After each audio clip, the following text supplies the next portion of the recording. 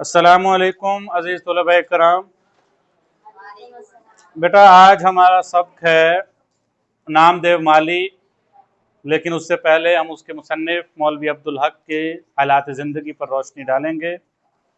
मौलवी हक जिनको बाबा उर्दू भी कहा जाता है, बाबा उर्दू इसलिए कहा जाता है कि उन्होंने अपनी सारी ज़िंदगी उर्दू के लिए वक्फ कर दी। उनका एक कौल भी है कि मेरा ओढ़ना बिछोना, मेरा सोना जागना, मेरा रुपया पैसा, मेरा खाना पीना, हर एक चीज़ उर्दू के लिए मुख्तस है। अब हम उनकी तारीख़ पैदाइश से आगाज़ करते हैं। सबसे पहले हमारे पास ये MCQs भी आम तौर पर आ जाता है और मुख्तसर सवालात भी आ सकता है कि मौलवी अब्दुल हक कब पैदा हुए। तो हमारे पास पहला सवाल, मौलवी अब्दुल हक 1870 में पैदा हुए। पिछले लेक्चर में बेटा आपको ये बात कही गई थी कि जिन बच्चों को ये तारीखें समझ नहीं आती, वो जिनको वो तारीख समझ में आती है 1870 वाली, जिस तरह के अक्सर बच्चों को अगर लिखा जाए यहाँ पर 1870, उनको ये चीज़ तारीख समझ में नहीं आ रही तो वो इस तारीख को याद कर लें। 1870 में उनकी पैदाइश हुई और 1961 में उनकी वफात पाई। मौलवी अब्दुल हक जिला मीरठ यूपी उत्तर प्रदेश इंडिया के एक गांव हापोड़ में पैदा हुए। सवाल एक और बन गया कि कब और कहां पैदा हुए। कब हमें पता चल गया कि 1970 में, और कहां पैदा हुए ये हमारे पास आ गया, जिला मीरठ यूपी इंडिया के एक गांव हापोड़ में। इब्तदाई तालीम कहाँ से हासिल की? इब्तदाई तालीम घर पर हासिल की।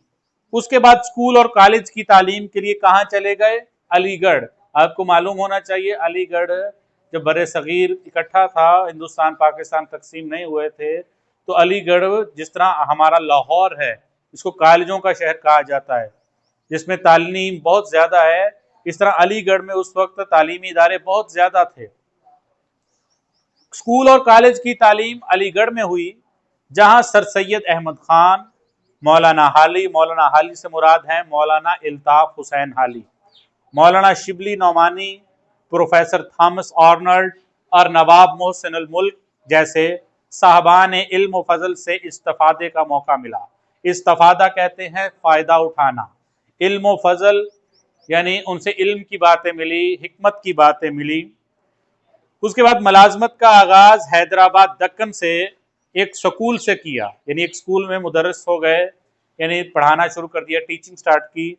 बाद में सदर मोहतमिम तालीमात तैनात होकर औरंगाबाद मुंतकिल हो गए। सदर मोहतमिम के अगर लुग़वी माने हम देखा जाए तो मोहतमिम का मतलब होता है एहतमाम करने वाला, इंतज़ाम करने वाला, किसी इदारे के सरबराह को, जिसे हम प्रिंसिपल कहते हैं, प्रिंसिपल के ओहदा जो सारे इंतजामात करता है इस इदारे को चलाने के लिए, वो कहते हैं बाद में वो सदर मोहतमिम तालीमात तैनात होकर औरंगाबाद चले गए। मगर कुछ अरसा बाद ये मुलाजमत तर्क कर दी मतलब छोड़ दी, और उस्मानिया कॉलेज औरंगाबाद के प्रिंसिपल बन गए और 1930 में इस ओहदे से सुबकदोश हो गए। सुबकदोश मतलब रिटायर्ड हो गए। छोड़ देना होता है तर्क कर देना, सुबकदोश होता है रिटायर्ड होना, यानी मुद्दत मुलाजमत मुकम्मल की और छोड़ दिया, यानी मुकम्मल करने के बाद रिटायर हो गए। उसके बाद हमारा दूसरा पैराग्राफ अगर गौर से हम देखें, मौलवी अब्दुल हक 1912 में अंजमन तरक्की उर्दू के सेक्रेटरी मुंतखब हुए और उन्होंने इस अंजमन को एक फ़आल इल्मी इदारा बनाया। अब यहाँ पर सबसे पहले हम देखेंगे अंजमन तरक्की उर्दू। अंजमन तरक्की उर्दू का आगाज़ जो किया था वो सर सैयद अहमद खान के शागिर्दों ने किया था और 1893 में इसका आगाज़ हुआ था इस तंजीम का। आहिस्ता आहिस्ता 1893 में इस तंजीम का आगाज़ हुआ था। इस तंजीम का काम क्या था, मकसद क्या था? इस तंजीम का मकसद यही था कि उर्दू में किताबें छापी जाएं, उर्दू ज़बान की तरवीज की जाए, उर्दू ज़बान की तरक्की के लिए काम किया जाए, दफ्तरी और सरकारी ज़ुबान भी उर्दू हो, लोगों को उर्दू पढ़ने में समझने में आसानी हो, उर्दू ज़बान से रोशनास हों। तो 1912 में मौलवी अब्दुल हक उर्दू अंजमन तरक्की के सेक्रेटरी मुंतखब हुए और उस अंजमन को एक फ़ाल इल्मी इदारा बनाया। फ़ाल कहते हैं काम करने वाला। कुछ इदारे ऐसे होते हैं वो बनाकर लोग एक तंजीम बनाई, एक इदारा बनाया, लेकिन उससे काम नहीं लिया, وہ آہستہ آہستہ آہستہ وہ ادارہ ختم ہو گیا، لیکن انہوں نے اس ادارے کو فعال بنایا، یعنی اس سے وہ کام لیا۔ اگر کتابیں چھپوانی تو کتابیں چھپوائیں، اگر اردو زبان کی ترویج کروانی تھی، ترقی کروانی تھی، اردو زبان میں کچھ لکھوانا تھا، لوگوں کو سمجھانا تھا، بتانا تھا، وہ سارا کام اس ادارے سے لیا گیا۔ اس ادارے سے مراد اس ادارے میں جو لوگ کام کرتے تھے ان سے لیا گیا۔ وہ 1935 تک حیدرآباد دکن اور 1936 سے لے کر 1947 تک دہلی میں اسی حیثیت پر فائز رہے، یعنی جب تک پاکستان بنا نہیں وہ اس کے سیکرٹری رہے۔ قیام پاکستان 1947 کے بعد 1949 میں وہ انجمن ترقی اردو کا دفتر لے کر کراچی آ گئے۔ اب یہاں پر ایک سوال پیدا ہوتا ہے، کراچی ہی کیوں آ گئے؟ لاہور بھی تو آ سکتے تھے، لاہور بھی تو بڑا شہر ہے۔ لیکن بیٹا اس وقت جب پاکستان آزاد ہوا تھا اس وقت کراچی میں وسائل زیادہ تھے۔ اگر آپ تاریخ کو اٹھا کر دیکھیں تو قائد اعظم نے سب سے پہلے پاکستان کا جو دارالحکومت کیپٹل بنایا تھا وہ کراچی کو بنایا تھا۔ اسلام آباد تو اب ہے لیکن پہلے کراچی تھا۔ اب تیسرا پیراگراف ہمارے پاس، مولوی عبدالحق کی تمام تر زندگی خدمت و ایثار۔ خدمت آپ کو معلوم ہے، کسی کی خدمت کرنا۔ ایثار کا مطلب ہوتا ہے قربانی، یعنی اپنے حصے کی چیز بھی کسی دوسرے کو دے دینا۔ عزم و استقلال کے ہم میننگ پچھلے سبق میں بھی اور اس سے پچھلے سبق میں پڑھ چکے ہیں۔ عزم کا مطلب ارادہ، استقلال کا مطلب مضبوطی کی داستان ہے۔ انہوں نے اپنی ساری زندگی اردو زبان کی خدمت میں اور اس کی ترقی اور بقا کہتے ہیں کہ یہ زبان باقی رہ جائے۔ کچھ زبانیں وجود میں آئیں لیکن ان کو ترقی نہیں ملی، لوگوں نے ان کو اتنا اپنایا نہیں، یا ان کی ترقی کے لیے اتنے اقدامات نہیں کیے گئے۔ آہستہ آہستہ آہستہ وہ زبانیں ختم ہو گئی، رسم الخط بھی وہ ختم ہو گئے، تحریروں میں بھی ختم ہو گیا، لوگوں کی زبان و نقش و نگار سب کچھ مٹ گئے۔ تو انہوں نے اپنی ساری زندگی اردو کی ترقی اور اردو زبان کو بچانے میں، کہ ہمارے بعد کے جو دنیا آئے گی، لوگ آئیں گے، وہ بھی اردو کو پہچان سکیں، اردو کو جان سکیں۔ بقا کے لیے طرح طرح کی لڑائیاں لڑنے میں بسر کی۔ کہا کرتے تھے، کون کہا کرتے تھے؟ مولوی عبدالحق، کہ میرا اٹھنا بیٹھنا چلنا پھرنا سونا جاگنا کھانا پینا پڑھنا لکھنا دوستی تعلق روپیہ پیسہ سب کچھ اردو کے لیے مختص ہے، یعنی میں نے اردو کے لیے ہر چیز وقف کر دی ہے، میری زندگی پوری اردو کے لیے وقف ہے۔ اردو کی ترویج کے لیے، اردو کی ترقی کے لیے، اردو زبان کی اہمیت کے لیے، ہر چیز کے لیے میں نے اردو زبان کے لیے اپنا ہر کچھ قربان کر دیا، سب کچھ قربان کر دیا۔ اسی لیے انہوں نے اردو کے اہتمام میں کراچی میں Urdu arts college, Urdu science college, Urdu commerce college, Urdu law college اور اردو یونیورسٹی کے قیام کو عملی جامہ پہنایا۔ عملی جامہ پہنایا مطلب، عملی جامے کا مطلب ہوتا ہے کسی کام کو عمل میں لے کر آنا۔ ایک ہے ہم زبانی کلامی کہہ دیتے ہیں ہم یہ کام کریں گے لیکن ہم نہیں کرتے، ایک ہے زبانی کلامی کہنے کے بعد اس کو عمل میں بھی کرنا، پریکٹیکلی بھی کرنا، صرف زبانی کلامی باتوں تک محدود نہیں رہنا بلکہ اس کو عمل کر کے بھی دکھانا۔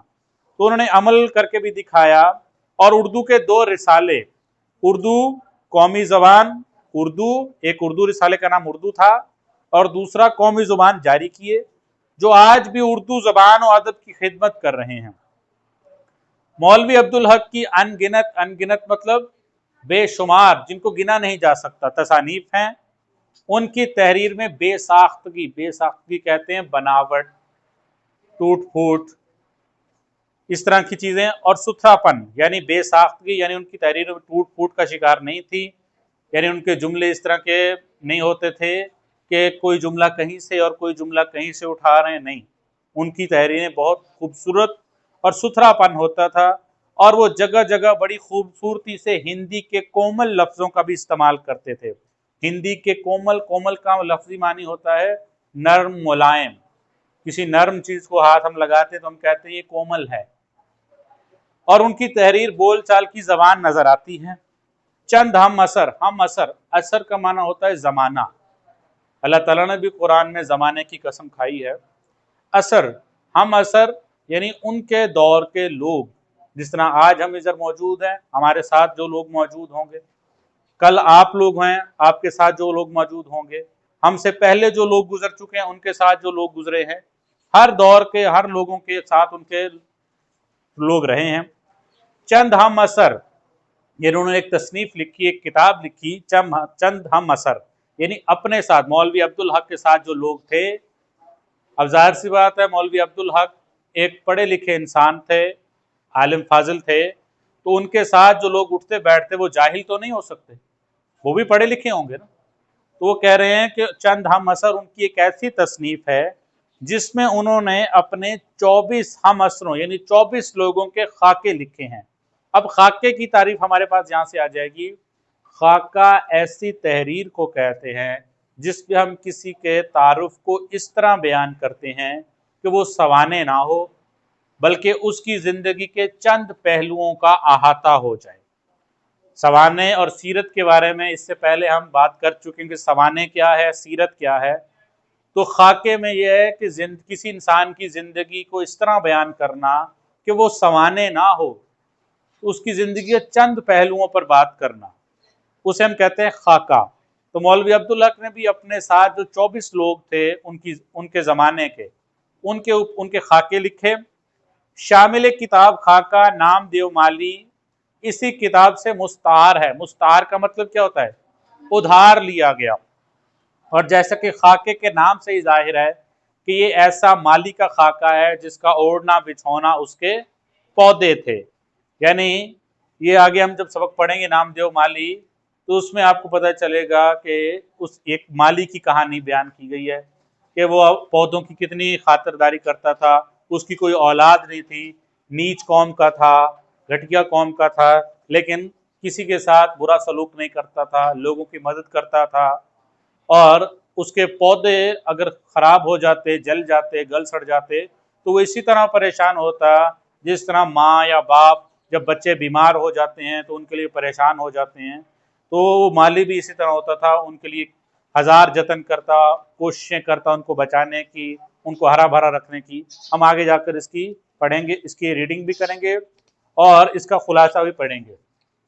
अब जो हमारा अगला लेक्चर होगा उसमें हम नामदेव माली का खुलासे को डिस्कस करेंगे और इसके साथ हम इसी की एक्सरसाइज की भी बात करेंगे। तफहीमी इबारत होगी, तज़कीर व तानीस भी होंगे। तो तब तक के लिए आप लोगों को कोई सवाल हो तो कमेंट बॉक्स में पूछ सकते हैं। तब तक के लिए अल्लाह हाफ़िज़।